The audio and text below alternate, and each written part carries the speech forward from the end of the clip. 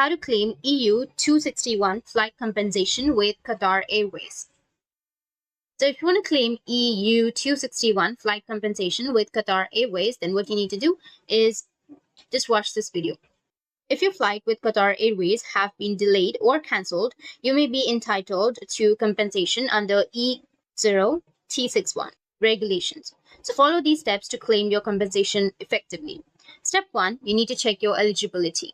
So the eligibility criteria is you may be entitled to compensation if your flight disruption falls under the following conditions, which is the flight departed from an EU airport or arrived in the EU or an EU registered carrier. It might be because of the disruption, or your flight arrived at the destination 3 hours or more after the scheduled time, and your flight was cancelled within less than 14 days notice, and you were denied boarding for commercial reasons such as overbooking. Ensure that your flight qualifies for compensation. So collect all the necessary documents related to your flight, including your ticket, boarding pass, and any communication from Qatar Airways regarding the delay or cancellation. This information will support your claim. The third step is contact Airways. Reach out to Qatar Airways customer service through their official website or customer support number.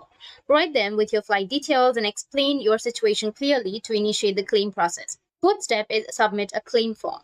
Fill out the form, the compensation claim form available on the Qatar Airways website. Include all the relevant details such as your phone number, date, and the nature of the disruption. Attach copies of your documentation to support your claim. After that, just follow up.